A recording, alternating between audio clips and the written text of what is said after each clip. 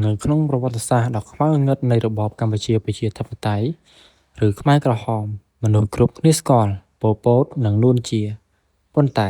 មានបុរសម្នាក់ទៀតដែលជាខួរក្បាលការទូតជាអ្នកបើកផ្លូវឲ្យពិភពលោកទទួលស្គាល់របបអាវខ្មៅនេះនិងជាមនុស្សដែលបញ្ចុះបញ្ចូលបញ្ញវន្តខ្មែររាប់ពាន់នាក់ឲ្យមកស្លាប់គាត់គឺអៀង សារី ឬបងធំទី3 តើបុរសម្នាក់នេះជានរណាហើយហេតុអ្វីបានជាគាត់អាចគេចផុតពីសំណាញ់ច្បាប់រហូតតថ្ងៃស្លាប់នៅក្នុងវីដេអូនេះយើងនឹងលាតត្រដាងការពិតទាំងអស់គ្នារឿងរ៉ាវដែលមនុស្សភាគច្រើនមិនបានដឹងគឺអៀង សារី មិនមែនកើតនៅលើទឹកដីកម្ពុជាបច្ចុប្បន្នទេគាត់មានឈ្មោះកំណើតថា កឹមត្រឹង កើតនៅថ្ងៃទី24 ខែតុលាឆ្នាំ1925នៅខេត្តត្រាវិញកម្ពុជាក្រោមឪពុករបស់គាត់ជាជនជាតិខ្មែរក្រោមចំណែកម្ដាយជាជនជាតិចិនវៀតណាមក្រោយមកគាត់បានប្ដូរឈ្មោះជាអៀង សារី ដើម្បីលាក់បាំងប្រភពដើមនិងដើម្បីងាយស្រួលនៅក្នុងការធ្វើសកម្មភាពនយោបាយនៅក្នុងប្រទេសកម្ពុជាគាត់បានមករៀននៅវិទ្យាល័យព្រះស៊ីសុវត្ថិនៅភ្នំពេញដែលជាកន្លែងគាត់បានជួបសាឡុត ស ក្រោយមកក្លាយទៅជាប៉ុល ពត នៅដើមទសវត្សរ៍ឆ្នាំ1950អៀង សារី បានទទួលអាហារូបករណ៍ទៅរៀននៅប្រទេសបារាំងនៅទីនោះហើយដែលគាត់បានចូលរួមនៅក្នុងចលនាម៉ាកនិយមនិងបង្កើតកល្យានមិត្តប៉ារីសជាមួយប៉ុល ពត និងអៀង ធីរិតទំនាក់ទំនងរបស់ពួកគេមិនមែនត្រឹមតែជាមិត្តរួមមនោគមវិជ្ជានោះទេប៉ុន្តែជាខ្សែស្រឡាយញាតិយ៉ាងជិតស្និទ្ធអៀង សារី បានរៀបការជាមួយខៀវ ធីរិតក្រោយមកហៅថាអៀង ធីរិតចំណែកប៉ុល ពត បានរៀបការជាមួយខៀវ ប៉ុណ្ណារីដែលជាបងស្រីបង្កើតរបស់អៀង ធីរិតសម្ព័ន្ធភាពគ្រួសារនេះហើយ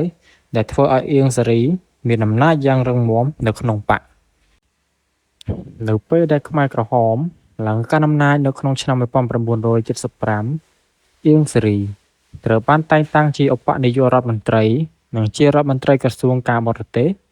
គណៈពេលដែលប្រជាជនកម្ពុជារាប់លាននាក់កំពុងរងទុក្ខវេទនាអៀង សារី បានស្លៀកពាក់ឈុតធំដែលលើកកម្រាលព្រំក្រហមនៅលើឆាកអន្តរជាតិដើម្បីការពាររបបអាវខ្មៅអំពើដ៏ខ្មៅងងឹតបំផុតនេះគាត់គឺជាអ្នកអំពាវនាវឲ្យនិស្សិតនិងបញ្ញវន្តខ្មែរដែលរស់នៅឯបរទេសត្រឡប់មកជួយកសាងប្រទេសវិញដោយសារតែជឿជាក់លើការឃោសនារបស់អៀង សារី បញ្ញវន្តរាប់លានអ្នកបានត្រឡប់មកវិញ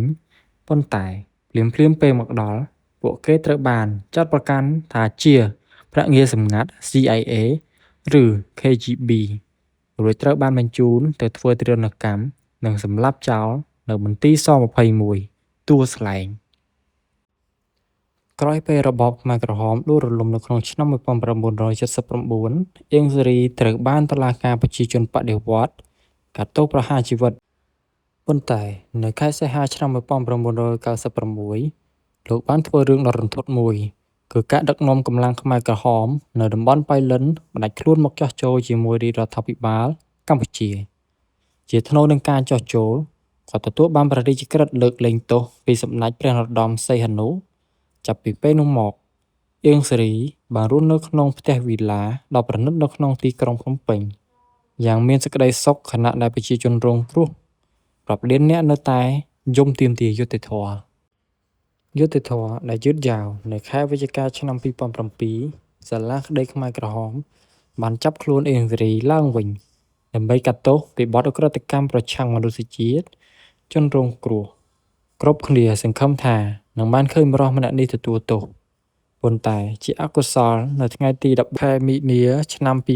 2013អៀង សារី បានទទួលមរណភាពក្នុងជំនាយុ87ឆ្នាំដោយសារជំងឺខ្សោយបេះដូងមុនពេលតុលាការអាចចេញសារក្រមផ្តន្ទាទោសជាផ្លូវការគាត់បានយកការសម្ងាត់និងការទទួលខុសត្រូវជាច្រើនទៅជាមួយគាត់ដោយបន្សល់ទុកត្រឹមតែវិប្បដិសារីនិងសំណួរជាច្រើនដែលគ្មានចម្លើយបើសិនជាបងប្អូនចូលចិត្តវីដេអូប្រវត្តិសាស្ត្របែបនេះកុំភ្លេចជួយចុច like និង Subscribe ដើម្បីទទួលបានវីដេអូថ្មីៗ ជួបគ្នានៅវីដេអូក្រោយសូមអរគុណសូមជម្រាបលា